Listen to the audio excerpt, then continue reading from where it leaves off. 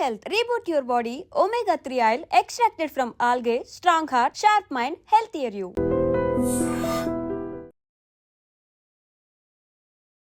Welcome to iDream media.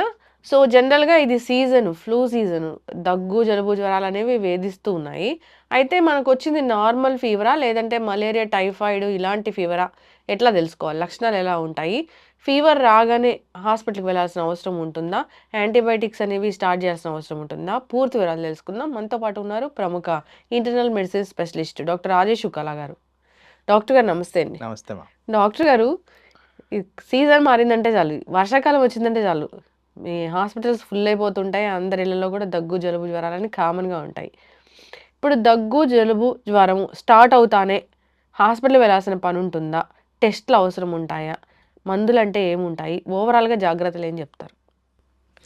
So first of all మీరు అన్నట్టు ఈ ఫ్లూ జ్వరాలు వచ్చినప్పుడు మనందరికీ తెలియాల్సింది ఏంటంటే 80% ఆఫ్ ఫ్లూ జ్వరాలకి అసలు ప్రెజెంటేషనే ఉండదు. మైల్డ్గా ఒళ్ళు నొప్పులు, హెడేక్, ఒక రోజు ఉండి వెళ్ళిపోవడం ఇలా జరుగుతుంది. ఆ మిగతా 20%లోనే కాస్త కనపడతాయి. ఈ కనపడిన వాటిల్లో కూడా స్పాంటేనియస్గా రిజాల్వ్ అయ్యే తత్వం చాలామందికి ఉంటుంది. ఎవరికైతే ఇమ్యూనిటీ బాగుంటుందో, ఎవరికైతే హెల్త్ రిలేటెడ్ ఆస్పెక్ట్స్ అన్నీ క్లియర్గా ఉంటాయో వీళ్ళలో ఈజీగా రికవర్ అయిపోతారు వితౌట్ ఎనీ మెడిసిన్. మరి ఆ మిగతా వాళ్ళలో ఎవరైతే రిక్వైర్మెంట్ ఆఫ్ మెడిసిన్ ఉంటారో వీళ్ళల్లో జనరల్గా సపోర్టివ్ మెజర్స్ అంటే ప్రాపర్గా తినడం, ప్రాపర్గా జనరల్గా ఏంటంటే అబ్బా ఏం తినబుద్ధి వేయట్లేదు అని చెప్పి వదిలేస్తారు. కానీ ఇమ్యూనిటీ అంటే మన ఆహార పదార్థాల నుంచి వచ్చే సబ్స్టెన్సెస్, విటమిన్స్ కానీ మినరల్స్ కానీ. సో ప్రాపర్గా తినడం అనేది ఇంపార్టెంట్. అవసరం వచ్చిన చోట పారాసెటమాల్ వేసుకోవడం, ఏదైనా మల్టీవైటమిన్ సబ్స్టిట్యూట్గా తీసుకోవడం, ఇలాంటివి చేస్తే అండ్ ప్రాపర్ రెస్ట్, ఇవన్నీ చేస్తే స్పాంటేనియస్గా బై 5 or 7 days తగ్గిపోద్ది. వైరల్ 5 to 7 days ఉంటుంది జనరల్ ఆస్పెక్ట్ అది. నా ఎవరికైతే ఇవన్నీ చేస్తున్నా కానీ ఇంప్రూవ్మెంట్ ఉండదు, constant fever, persistently high level అంటే మోర్ దెన్ 102, 103 మెయింటైన్ అవుతుంటే వాళ్ళు డాక్టర్ని సంప్రదించాల్సిన అవసరం అయితే ఉంటుంది. బట్ మీరు అడిగిన క్వశ్చన్లో యాంటీబయాటిక్స్ వాడాలనా అన్నారు. అసలు యాక్చువల్లీ వైరల్ ఇన్ఫెక్షన్స్లో యాంటీబయాటిక్స్కి రోల్ లేదండి. యాంటీబయాటిక్స్ ఎందుకు ఇస్తాము అంటే సపోర్టివ్గా సెకండరీ ఇన్ఫెక్షన్ రాకుండా. ఫర్ ఎగ్జాంపుల్ ఒక డయాబెటిక్ పర్సన్ ఉన్నారు, వాళ్ళ ఇమ్యూన్ సిస్టమ్ వీక్గా ఉంటుంది, వాళ్ళల్లో సెకండరీ ఇన్ఫెక్షన్ ప్రివెంట్ చేయడానికి. ఎందుకంటే ఈ వైరల్ ఇన్ఫెక్షన్ తాకినప్పుడు బాడీలో రోగనిరోధక శక్తి అనేది తగ్గిపోయి ఉంటుంది. ఆ టైంలో ఈజీగా సెకండరీ ఇన్ఫెక్షన్ వచ్చేదానికి ఛాన్స్ ఉంది. కాబట్టి ఆ ప్రివెంటివ్ ఆస్పెక్ట్స్ గురించి ఈ యాంటీబయాటిక్స్ ఇవ్వడం అనేది జరుగుతుంది. ఇన్ జనరల్ మనం హెల్దీ లైఫ్ స్టైల్ మెయింటైన్ చేస్తూ healthy diet and supportive medicines తీసుకుంటే most of the viral infections resolve అయిపోతాయి. ఇప్పుడు నార్మల్ ఫ్లూ జ్వరం అంటే మలేరియా, డెంగ్యూ ఇలాంటి టైఫాయిడ్ కాకపోతే ఒక 5 to 7 daysలో తగ్గిపోతుంది. మైల్డ్ ఫీవర్ ఉంటుంది. ఇంకా లక్షణాలు ఏముంటాయి? Body pains. సో మామూలుగా మనకు తెలిసినట్టే కాస్త ఒళ్ళు నొప్పులు, దురదలు, దగ్గు, జలుబు, తలనొప్పి, చేత కాకపోవడం, నీరసంగా అనిపించడము, బాగా కండరాలు పట్టేసినట్టు అనిపించడం, నిద్ర పట్టకుండా ఉండడం, ఆకలి వేయకపోవడం, ఇలాంటివన్నీ సహజంగా కనిపించే ఈ వైరల్ ఇన్ఫెక్షన్ లక్షణాలు. అయితే డాక్టర్ గారు, ఫీవర్ వచ్చింది, ఫీవర్ తగ్గించుకోవడానికి టాబ్లెట్ వాడితే సరిపోతుంది ఈ నార్మల్ ఫ్లూ జ్వరంలో, అంతేనా? ఇప్పుడు బాగా ఫీవర్ ఉంది, ఎక్కువ అవుతూ ఉంది, అది ఏం ఫీవరో తెలుసుకోవాలి అనుకుంటే అప్పుడు డాక్టర్ని సంప్రదించిన తర్వాత టెస్ట్లు అనేవి అవసరం అవుతాయా? ఐడియల్గా అది చేయడం బెటర్. ఎందుకంటే ఫర్ ఎగ్జాంపుల్ ఇక్కడ కాంటెక్స్లోకి వైరల్ జ్వరం కిందే వచ్చేది డెంగీ జ్వరం. మరి డెంగీ జ్వరం వచ్చినప్పుడు కొన్ని మార్పులు అనేవి కనిపిస్తాయి. యూజువలీ 3rd, 4th డే నుంచి స్టార్ట్ అవుతాయి. వాటిల్లో ర్యాష్ సహజంగా కనపడడం అనేది చాలా మటుకు డెంగ్యూ ఫీవర్. సో ఎక్కడ చూడాలి, ఎలా చూడాలి, ఎటువంటి ర్యాష్ అనేది డాక్టర్ని సంప్రదిస్తే కానీ మీకు అర్థం కావాలి. సో అలాంటి అంశాల్లో మనకి ఎక్కడన్నా ర్యాష్ లాంటిది కనిపించి జ్వరం బాగా విపరీతంగా ఉంది అంటే నా ఉద్దేశంలో డాక్టర్ని వెళ్ళి సంప్రదించుకొని వాళ్ళు చెప్పిన టెస్టులు చేసుకోవడం ఇంపార్టెంట్. ఎందుకు వాళ్ళు చెప్పిన టెస్టులు చేసుకోవాలి, ఎందుకు మనం చేసుకోకూడదు అనేది క్వశ్చన్ ఆటోమేటిక్గా వస్తుంది. అయితే ఇక్కడ కొద్దిగా సైన్స్ అనేది తెలియాలి. ఉమ్, ఇప్పుడు డెంగీ జ్వరాల్లో 2-3 రకాల టెస్టులు ఉన్నాయి ఇది డెంగీని కనిపెట్టడానికి. ఉమ్, దీంట్లో NS1 యాంటీజెన్ అనేది ఒక టెస్ట్. అదేంటంటే ఆల్మోస్ట్ డే 1 డే 2 నుంచే మనకి పాజిటివ్ వస్తుంది. ఉమ్, చాలా మటుకు నేను క్లినిక్ ప్రాక్టీస్లో గమనించింది ఏంటంటే డెంగీ సీరాలజీ చేసుకొని వచ్చేస్తారు. అది ఎక్స్పెన్సివ్ టెస్ట్, డబ్బులు వేస్ట్. యూజువలీ ఆ టెస్ట్ 5 డేస్ తర్వాత పాజిటివ్ వస్తుంది. ఉమ్, సో ఎప్పుడు ఏ టెస్ట్ చేయాలనేది మన వాళ్ళకి అంత ఐడియా ఉండదు కాబట్టి డాక్టర్ని సంప్రదించి ఆయన చెప్పిన సలహాలు సూచనలు పాటిస్తే మనకి correct amount of treatment, um, correct investigation approach, Hmm. ఎప్పుడు ఏం చేయాలనేది ఐడియా ఉంటుంది, ప్లేట్లెట్స్ ఎప్పుడు చూడాలని అర్థం అవుద్ది. ఇవన్నీ ప్రాపర్గా జరుగుతాయి కాబట్టి ఉమ్, మనకి కాంప్లికేషన్స్కి రాకుండా ఉమ్. నివారించుకోవచ్చు. ఇప్పుడు మలేరియా కానీ టైఫాయిడ్ కానీ వస్తే లక్షణాలు ఎట్లా ఉంటాయి? సో ఇక్కడ మంచి క్వశ్చన్ అడిగారు మీరు.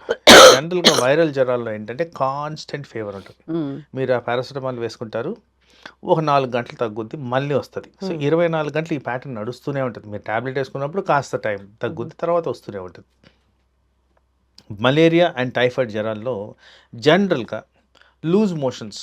ఉమ్, సో పర్టికులర్గా టైఫాయిడ్ గురించి మాట్లాడినప్పుడు బయట ఏదో ఫుడ్ తిని ఉంటుంది, particular non veg or chicken items టైప్లో. అది తీసుకున్న 4-5 డేస్కి ఇది స్టార్ట్ అవుతుంది. లూజ్ మోషన్స్ కామనెస్ట్ ప్రజెంటేషన్గా ఉంటుంది. ఫీవర్ విపరీతంగా హైగా ఉంటుంది. ఆ వచ్చే ఫీవర్ కూడా ఒక ప్యాటర్న్లో వస్తుంది. ఒక టైంకే రావడం, మళ్ళీ ఆ టైంకి వెళ్ళిపోవడం, తర్వాత నార్మల్ ఏముండదు.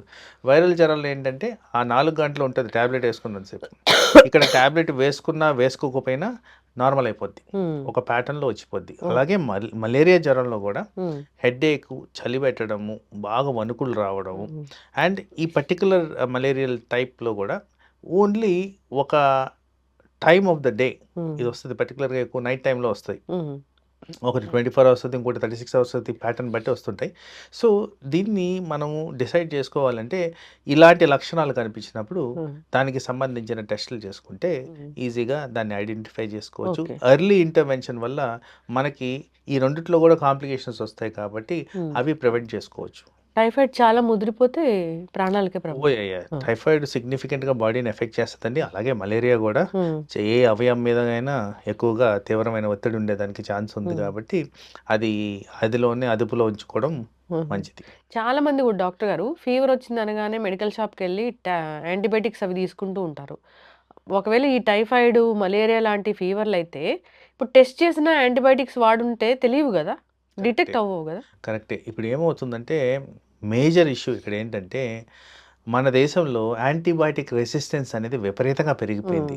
ఇష్టం వచ్చిన యాంటీబయాటిక్స్ వాడిన దానివల్ల దానికి రిజల్ట్ అనేది ప్రాపర్గా రాదు. అవును. ఎటువంటి యాంటీబయాటిక్ వాడితే ఈ టైఫాయిడ్ జ్వరాన్ని మనం నివారించుకోవచ్చు, ఎటువంటి మందులు వాడితే మలేరియాని నివారించుకోవచ్చు అనేది ఒక సైంటిఫిక్ అనాలిసిస్తో చూస్తే కానీ తప్ప వాటిని ఆపలేం. కాబట్టి అట్లాంటి పరిస్థితుల్లో ఎక్కడైతే టైఫాయిడ్, మలేరియా సస్పిషన్ ఉందో డాక్టర్ని సంప్రదించి వాళ్ళు చెప్పిన సలహాలు సూచనలు మెయింటైన్ చేస్తూ ఆ ఇన్వెస్టిగేషన్స్ చేసుకొని ఆ విధంగా మందులు వాడుకుంటే ఇది కాంప్లికేషన్స్కి దారి తీయకుండా కాపాడుకోవచ్చు. ఎందుకంటే పర్టికులర్గా మలేరియా గురించి మాట్లాడినప్పుడు ఎక్కడైతే కరెక్ట్గా అమౌంట్ ఆఫ్ మెడిసిన్ స్టార్ట్ కాదో బ్రెయిన్, కిడ్నీస్ మీద తీవ్రమైన ఒత్తిడి ఉంటుంది, మిగతా అవయాల మీద ఉంటుంది. వీటి వల్ల కాంప్లికేషన్స్ ఎక్కువగా ఉంటాయి. అందుకోసం కాస్త జాగ్రత్త వహించి వెళ్ళి డాక్టర్ని సంప్రదిస్తే బెటర్. ఎస్, ఎప్పుడైనా కానీ నార్మల్గా ఫ్లూ ఫీవర్ అయితే దాని లక్షణాలు నార్మల్గానే ఉంటాయి. ఇదే మలేరియా, టైఫాయిడ్ అయితే డిఫరెంట్గా ఉంటాయి. వాటిని బట్టి జాగ్రత్తగా మనము చూసుకోవాల్సి ఉంటుంది. డాక్టర్ చెప్పిన విధంగానే మందులు వాడుకుంటే సరిపోతుంది. అలా కాకుండా మనము ఓవర్ ద కౌంటర్ మెడిసిన్ తీసుకుంటే కనుక వాళ్ళకి డిటెక్ట్ చేయడానికి కష్టంగా ఉంటుంది. అసలు ఏం ఫీవర్ వచ్చిందో తెలుసుకోవడం కష్టంగా ఉంటుంది, ఇబ్బంది పడాల్సి వస్తుంది. అంటే ఇక్కడ ఓవర్ ద కౌంటర్ మీరు అన్నారు కాబట్టి దీని గురించి ఒక పాయింట్ రేజ్ చేయాలండి. అనవసరమైన మందులు వాడడమే కాకుండా అనవసరమైన కాంప్లికేషన్స్ తెచ్చుకోవడం జరుగుతుంది. చాలా మటుకు నేను గమనించింది ఏంటంటే ఒళ్ళు నొప్పులు ఉండడం సహజం ఈ అన్ని జ్వరాల్లో. ఈ ట్యాబ్లెట్లు ఏవైతే వాడుతున్నామో మనము ఈ నొప్పులకు సంబంధించిన ట్యాబ్లెట్లు వాటి కారణంగా లివర్ మీద, కిడ్నీ మీద, ప్లేట్లెట్ల మీద ఎఫెక్ట్ ఉంటుంది. వీటిలన్నిటికీ సంబంధించిన కాంప్లికేషన్స్ అవి.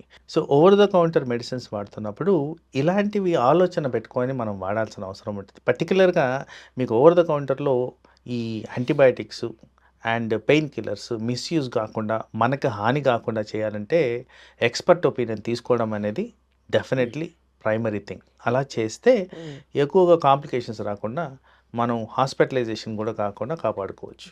యెస్. అంతేకాదు నీరసంగా ఉందని సెలైన్ పెట్టించుకుంటూ ఉంటారు. డాక్టర్‌ని అడగకుండా. అది మంచిదేనా డాక్టర్ గారు? Purely psychological. సెలైన్ అనేది ఎట్టి పరిస్థితుల్లో పెడతాము అంటే బ్లడ్ ప్రెషర్ తగ్గిపోయినప్పుడు, ఏదన్నా వాల్యుబుల్ ఎలక్ట్రోలైట్స్ అబ్నార్మాలిటీ వచ్చినప్పుడు, లేదు నిజంగానే ఏదైనా సెప్టిక్ ఫోకస్ ఉండి సెప్టిక్ షాక్ అంటాం అట్లాంటి పరిస్థితులు ఉన్నాయి, కిడ్నీలు షట్ డౌన్ అవుతున్నాయి, ఇలాంటి దగ్గర మెజర్ చేసుకొని ఇస్తాం. అలాంటివి నార్మల్గా జనరల్ పర్సన్ ఎక్కడైతే ఆహారం తీసుకునే పరిస్థితులు ఉంటాయో, ఎక్కడైతే లిక్విడ్ డైట్ తీసుకునే పరిస్థితులు ఉంటాయో దాంట్లో సెలైన్ పెట్టించుకున్న వల్ల పెద్ద ఉపయోగం అయితే ఉండదండి. ఓకే. ఫీవర్ వచ్చింది కదా అని అన్నం తినడం మానేయకూడదు. మంచి డైట్ 100% తినాలి. మంచి డైట్ అంటే ఈజీగా డైజెస్ట్ అయ్యే ఫుడ్ తీసుకుని సో నార్మల్‌గా జాగ్రత్తలు తీసుకుంటే సరిపోతుంది. ఇక్కడ ఏంటంటే ఫుడ్ ఈజ్ వన్ స్పెక్ట్రమ్. చాలామంది వాటర్ సరిగ్గా తాగరు. చాలామంది వాటర్ తాగాలి. వాటర్ తాగితే రక్త ప్రసరణ అనేది ప్రాపర్గా జరుగుతుంది. సర్క్యులేషన్ సరిగ్గా జరిగినప్పుడు అవయవాలు పనిచేయడం, పర్టికులర్గా ఇప్పుడు అవయవాల గురించి మాట్లాడుతున్నప్పుడు లివర్ అండ్ కిడ్నీ టాక్సిక్ సబ్స్టెన్సెస్ని బయటికి తీస్తాయి. ఈ ఇన్ఫెక్షన్స్ ద్వారా వచ్చేది కూడా టాక్సిన్సే. ఈ టాక్సిన్స్ని బయటికి పంపించే విధానంలో kidney plays a very important role.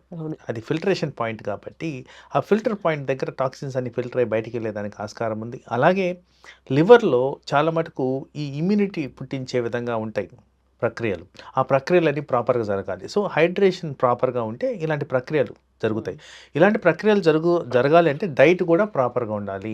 దానికి వచ్చే chemical compositions, electrolytes, energy levels ఇవన్నీ బెటర్గా ఉంటే త్వరగా రికవరీ అవ్వడం అనేది చాలా మంది ఫీవర్ వచ్చింది కదా అని లంకడం పరమౌషధం అని అసలు ఫుడ్ మానేస్తూ ఉంటారు. అది కరెక్ట్ కాదు. సపోర్ట్ చేయాలి బాడీని. పర్టికులర్గా ఇక్కడ మీకు ఒక పాయింట్ చెప్పాలి. ఎనీ కైండ్ ఆఫ్ లివర్ ఇన్ఫెక్షన్స్లో జనరల్గా లివర్ మీద కాస్త ఒత్తిడి ఉంటుంది. So liver is the storage energy producing unit. So liver compromise అయిపోయింది కాబట్టి మనకి ఈజీగా ఎనర్జీ సబ్స్టెన్సెస్ తీసుకుంటే లివర్ మీద వర్క్ లోడ్ పడకుండా దానికి కాస్త రెస్ట్ ఇస్తూ బాడీకి కావాల్సిన ఎనర్జీ వచ్చినప్పుడు డెఫినెట్గా రికవరీ రేట్స్ ఇంప్రూవ్ అవుతాయి. ఎస్, చక్కగా చెప్పారు డాక్టర్ గారు. ఫీవర్ వచ్చినప్పుడు జాగ్రత్తలు అనేవి ఖచ్చితంగా తీసుకోవాలి. తగ్గట్లేదన్నప్పుడు డాక్టర్ని సంప్రదించాల్సిందే. సొంత మందులు పనికిరావు. యాంటీబయాటిక్స్ అస్సలు తీసుకోకూడదు. డాక్టర్ ప్రిస్క్రైబ్ చేయకుండా మంచి ఆహారం తీసుకోవాలి. ఈజీలీ డైజెస్ట్ అయ్యే ఫుడ్ తీసుకోవాలి.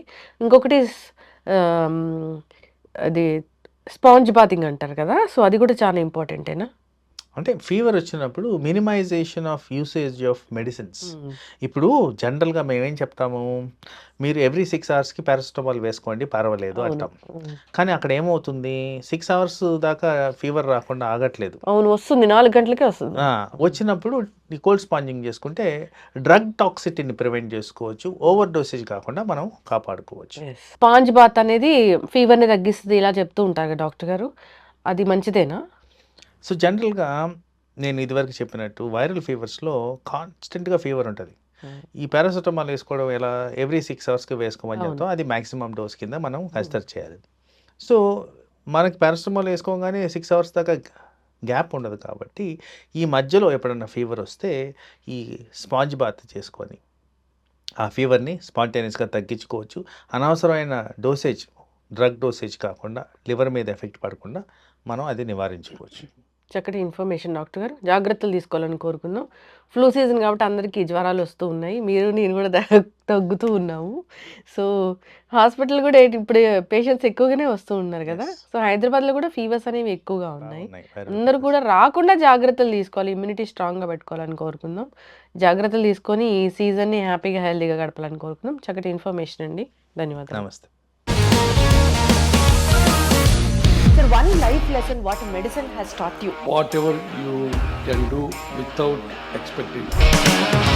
బట్ ఐ రియలీ బిలీవ్ మన పాజిటివ్ యాటిట్యూడ్ ఉంటేనే మనం ఏదైనా సాధించగలం. గట్ని మనం కరెక్ట్గా డీల్ చేసినట్లయితే అది మనకి పాజిటివ్ హార్మోన్స్ని రిలీజ్ చేస్తుంది. షుగర్ వచ్చిన వాళ్ళ పరిస్థితి ఏంటి? పొట్ట దగ్గర పెరిగితే దాన్ని ఆండ్రాయిడ్ అంటారు. ఆండ్రాయిడ్ ఫోన్ కదా. అసలు థాట్స్ ఎందుకు వస్తాయి? బ్రెయిన్ డెడ్ అంటే దానికి ప్రపంచం అంతా కూడా కొన్ని నిర్దిష్టమైనటువంటి లక్షణాలు ఉన్నాయి. మానసికంగా ధైర్యంగా ఉంటే క్యాన్సర్ జయించవచ్చు. You are a doctor for a cause sir, అంతే. వాళ్ళకి వచ్చిన ఆదాయం కాకుండా ఫ్రీ సర్వీస్ ఎంతమందికో చేస్తారు.